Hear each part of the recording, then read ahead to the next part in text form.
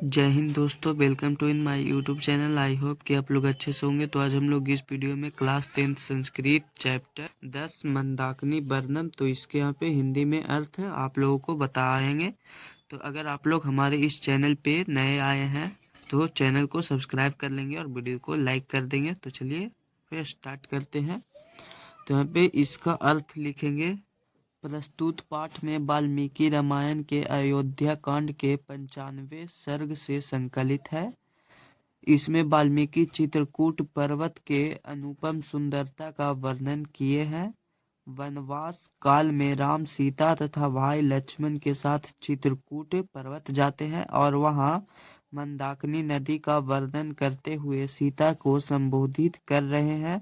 यह नदी प्राकृतिक उपदानों से सजी हुई है जो मन का हरण कर रही है। इसका वर्णन महाकवि कालिदास के रघुवंश काव्य में 13वें सर्ग में भी किए हैं।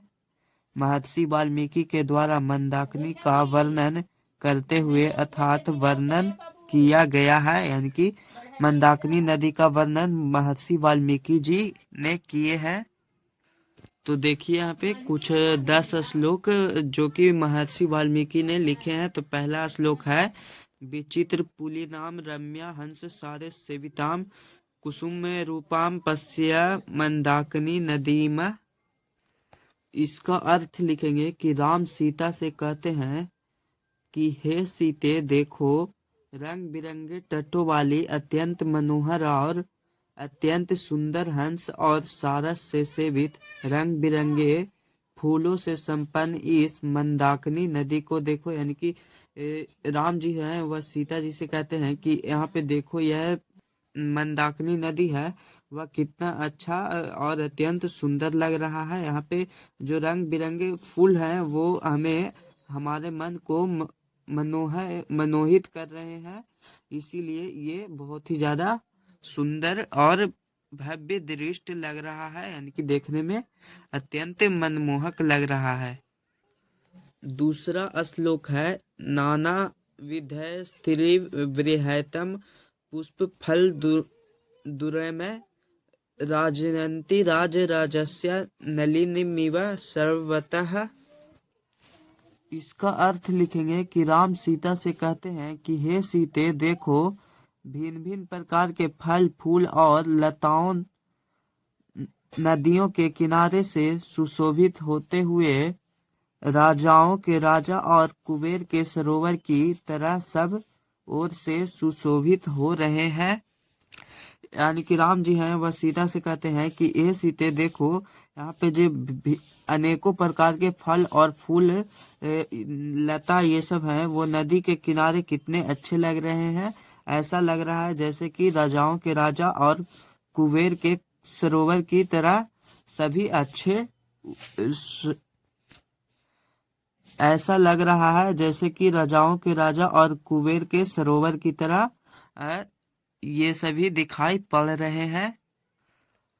तीसरा श्लोक है, मृगयूथ निपितानि कलु साम भांसी सांप्रतम तीर्थानि रमणीयानि रतिम सन्निजयंती में।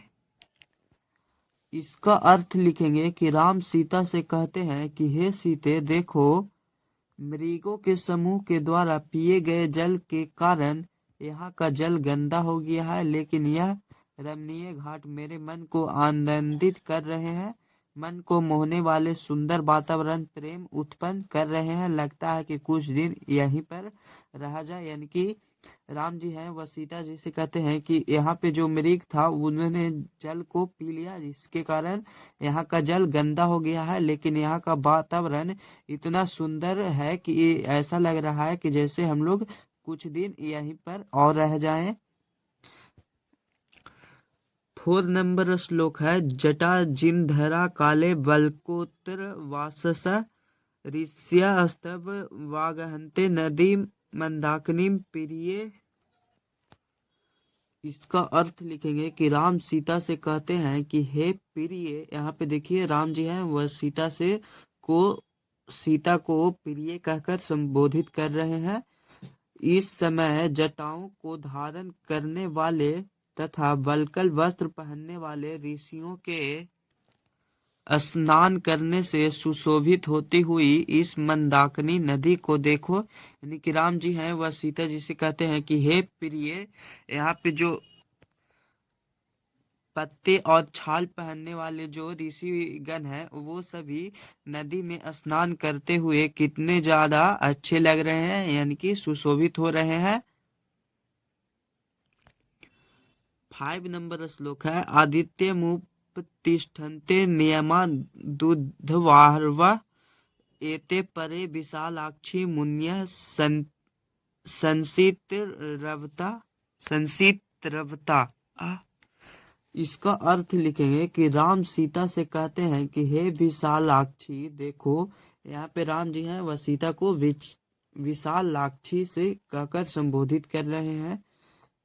भगवान सूर्य के उदय होने पर उनकी उपासना में नियम से दोनों भुजाओं को ऊपर कर प्रशंसित व्रत करने वाले इन मुनि गणों को देखो। यानी कि राम जी हैं वह सीता जी से कहते हैं कि जब सूर्य उदय होता है तो जो बालकल वस्त्र पहनने वाले यानी कि छाल और पत्ते पहनने वाले ऋषि मुनि होते हैं वो दोनों दोनों हाथों को ऊपर करके सूर्य भगवान को अर्घ्य देते हैं, तो उस समय कितना यह दृश्य देखने में अच्छा लग रहा है, यानी कि सुशोभित हो रहा है, इसे देखो।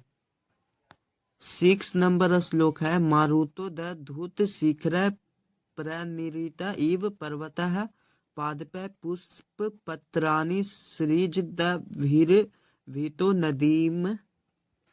इसका अर्थ लिखेंगे कि राम सीता से कहते हैं कि हे विशालाक्षी सीते, देखो नदी के दोनों ओर पहाड़ पर उत्पन्न वृक्ष हैं जो हवा चलने पर नाचने जैसा प्रतीत हो रहे हैं।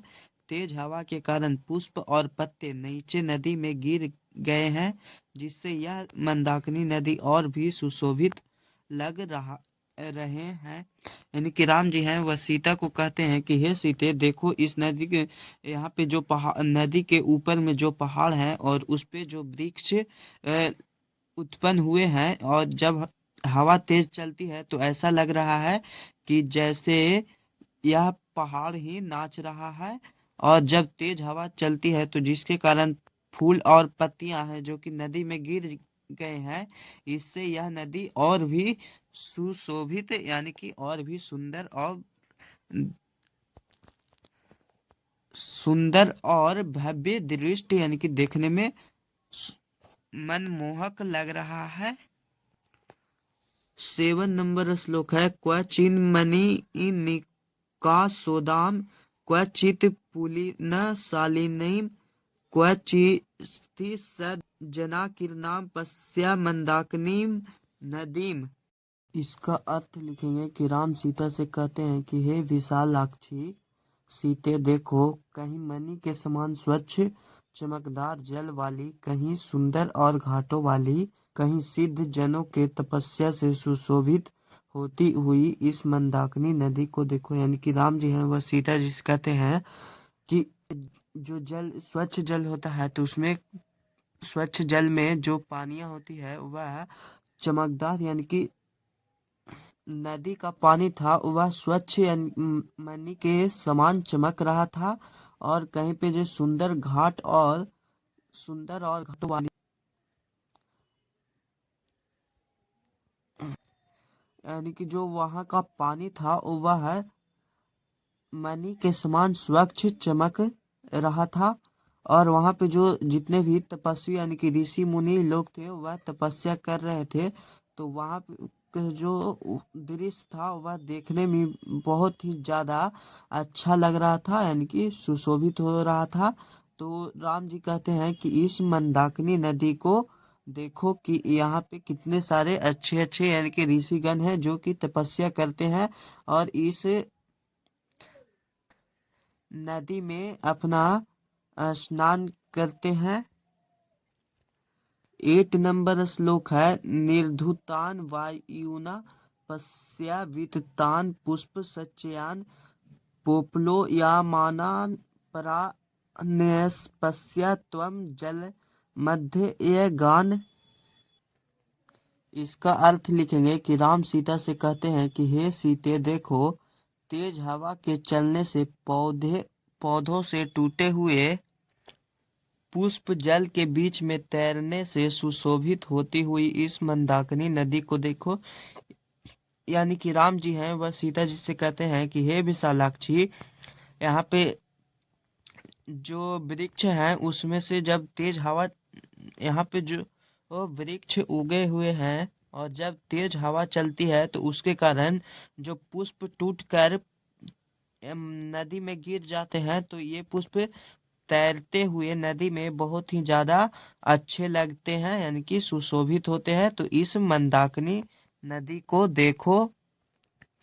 9 नंबर श्लोक है, तांश्चा तिवलघु वाश्चो रथांगा हव्याना द्विजा अधिरोहयन्ति कल्याणी निष्कुंजन्ता सुवा गिरह। इसका अर्थ लिखेंगे कि राम सीता से कहते हैं कि हे कल्याणी सीते देखो। यहाँ पे राम जी हैं वह सीता को कल्याणी कहकर संबोधित कर रहे हैं। यह चकवे पक्षी अपने मधुर आवाज से अपनी साथी को बुला रहे हैं तथा अन्य पक्षी भी अपने मधुर चहचहाहट से मंदाकिनी नदी के पार्श्व पर्वत पर जा रहे हैं। इन पक्षियों के मधुर संगीत से वातावरण भी संगीतमय हो रहा है। यानी कि राम जी हैं वह सीता जी को कहते हैं कि यहाँ पे जो चकवे पक्षी है, यहाँ पे पक्षी का नाम है चकवा। जो चकवा पक्षी है यह अपने आवाज से अपने साथियों को बुला रहा है और अन्य पक्षी जितने भी हैं वो सभी पक्षी मंदाकिनी नदी के पार्श्व पर्वत पर जा रहे हैं और अपने मधुर संगीत में का को भी गा रहे हैं, जिससे पूरा वातावरण ऐसा लग रहा है कि पूरा संगीतमय, यानी कि पूरा इसी पक्षी की ही आवाज चारों ओर गूंजता जा रहा है, जिससे यह वातावरण बहुत ही ज्यादा संगीतमय हो गया है। 10 नंबर श्लोक है, दर्शनम चित्रकूटस्य मंदाकिनी कन्याश्च शोभने अधिकम पूर्वाश्च मन्ये तब च दर्शनात्। इसका अर्थ लिखेंगे कि राम सीता से कहते हैं कि हे शोभने सीते देखो।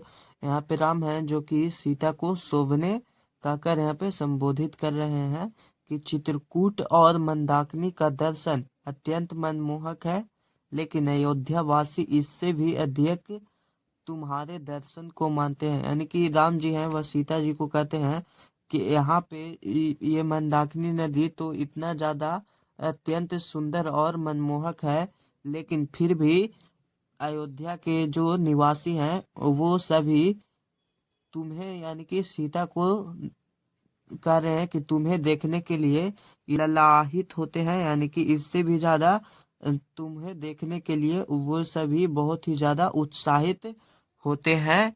तो यहाँ पे इसका हम आप लोगों को हिंदी में अर्थ बतला दिए हैं। अगर आप इसके मौखिक और लिखित प्रश्नों को सॉल्व करने वाले हैं, तो अगर आप लोग हमारे इस चैनल को अभी तक सब्सक्राइब नहीं किए हैं तो सब्सक्राइब कर लेंगे और वीडियो को लाइक कर देंगे। पहला नंबर क्वेश्चन है, एक पदेन उत्तरम वदत्। यहाँ पे जो प्रश्न दिया गया है उसका उत्तर हमें एक पद में बोलना है। अस्मिन् पाठे का नदी वर्णिता अस्ति। इस पाठ में किस नदी का वर्णन किया गया है? तो इसका उत्तर लिखेंगे मंदाकिनी। मंदाकिनी नदी का वर्णन किया गया है।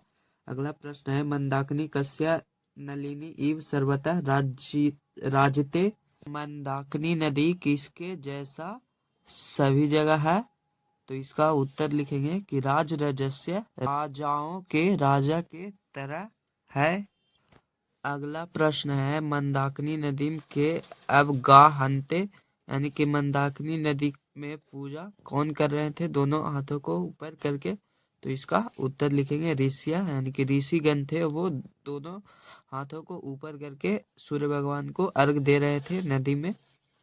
अगला प्रश्न कि राम मंदाकिनी नदी का दर्शयति, यानी कि राम जी हैं वह मंदाकिनी नदी किसको दिखा रहे थे? तो इसका उत्तर लिखेंगे सीताम, सीता को। अगला प्रश्न है, मंदाकिनी वर्णम कुत संगीतम अस्ति, यानी कि जो मंदाकिनी नदी का वर्णन वह कहाँ किया गया है? तो इसका उत्तर लिखेंगे रामायणात, यानी कि रामायण में किया गया है। फिर है अगला प्रश्न कि मुनियः कम उपतिष्ठन्ते, यानी कि ऋषिगण है वो किसको अर्घ्य दे रहे थे दोनों भुजाओं को ऊपर करके।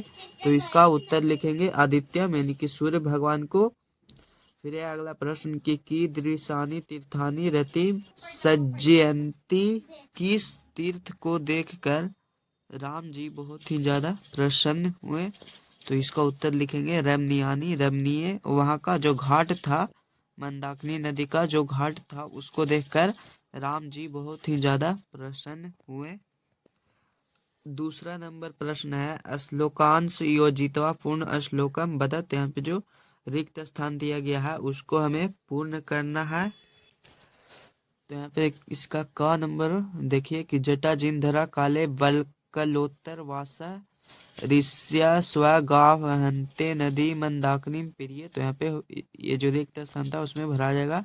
फिर अगला दर्शनम चित्रकूटस्य मंदाकिनी कन्या सच शोभने अधिकम पूर्वा सच मानवे तब च दर्शनात्